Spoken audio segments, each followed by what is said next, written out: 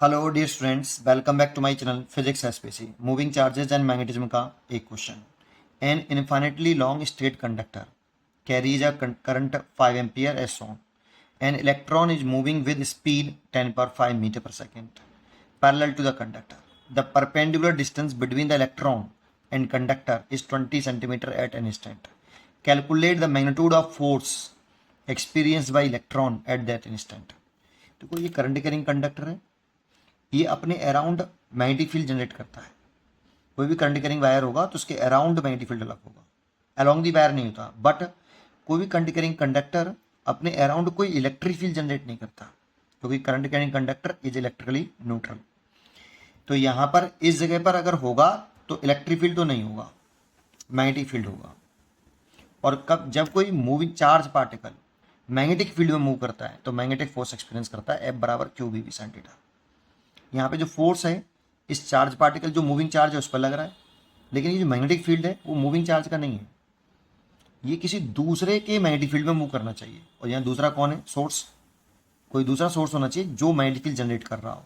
तो यहाँ पे एक करंट कैरिंग कंडक्टर इस जगह पे मैग्नेटिक फील्ड जनरेट कर रहा होगा और उसके मैग्नेटिक फील्ड में ये चार्ज पार्टिकल मूव कर रहा होगा। थीटा वेलोसिटी और मैग्नेटिक फील्ड के बिटवीन एंगल है। तो सबसे पहले वेलोसिटी और मैग्नेटिक फील्ड की डायरेक्शन, वेलोसिटी की डायरेक्शन ये है, मैग्नेटिक फील्ड की डायरेक्शन और निकाल लें तो उससे थीटा निकल आएगा। तो राइट हैंड क्या लगा दो आप, पाम रूल लगा दो। करंट थंब करंट की डायरेक्शन में, पाम रूल में राइट हैंड में, और फिंगर उस पॉइंट की तरफ जिस पॉइंट में मैग्नेटिक फील्ड निकालना है, और पाम के परपेंडिकुलर आउटवर्ड डायरेक्शन में मैग्नेटिक फील्ड, पाम के परपेंडिकुलर बाहर की तरफ, है ना। ये पाम हो गया, इसके परपेंडिकुलर को और बाहर की तरफ मैग्नेटिक फील्ड की डायरेक्शन होगी। राइट हैंड पाम रूल से मैंने मैग्नेटिक फील्ड डायरेक्शन निकाल ली, इस जगह पर बाहर की तरफ आई, आउटवर्ड। सोचो, वेलोसिटी इधर है और मैग्नेटिक फील्ड ऊपर है, तो थीटा 90 डिग्री हो गया। तो थीटा 90 डिग्री हो गया, वैल्यू पुट कर दो बेटा। एफ चार्ज ऑफ इलेक्ट्रॉन यहाँ कर देता हूँ, एफ चार्ज ऑफ इलेक्ट्रॉन 1.6 10 की पावर माइनस के 19, वेलोसिटी 10 की पावर 5। अब magnetic field due to current carrying wire, इस वाले पॉइंट पर ये लॉन्ग स्ट्रेट वायर है। तो जब कोई लॉन्ग इन्फिनिटी स्ट्रेट वायर होता है उससे परपेंडिकुलर डिस्टेंस लेते हैं हम यहाँ पे आर, और इस पॉइंट पे जो मैग्नेटिक फील्ड होता है B equal to mu naught upon 4 pi 2I/r। R यहाँ पे परपेंडिकुलर सेपरेशन होती है वायर से, जिस पॉइंट पर मैग्नेटिक फील्ड निकाल लें वहाँ तक। यहाँ से 2 काट देते हैं तो यहाँ mu naught I upon 2 pi are.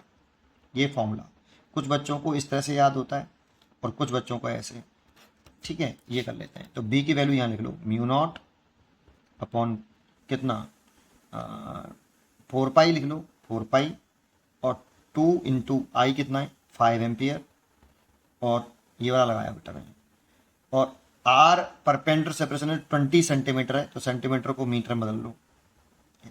इसकी वैल्यू कितनी हो गई 10 की पावर माइनस के 7।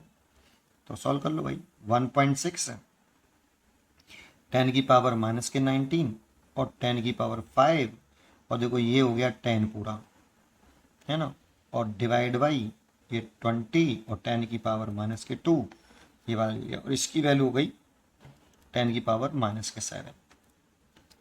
बस केवल सॉल्व करना है। तो देखो, सॉल्व करने के लिए क्या करें,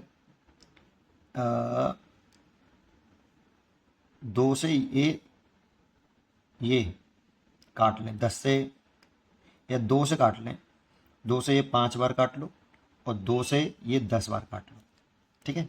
अब सॉल्व कर लो, ये 5 हो गया, 16 पंजे 80 होते हैं, तो ये 8.0 हो गया इसका और इसका मल्टीप्लाई।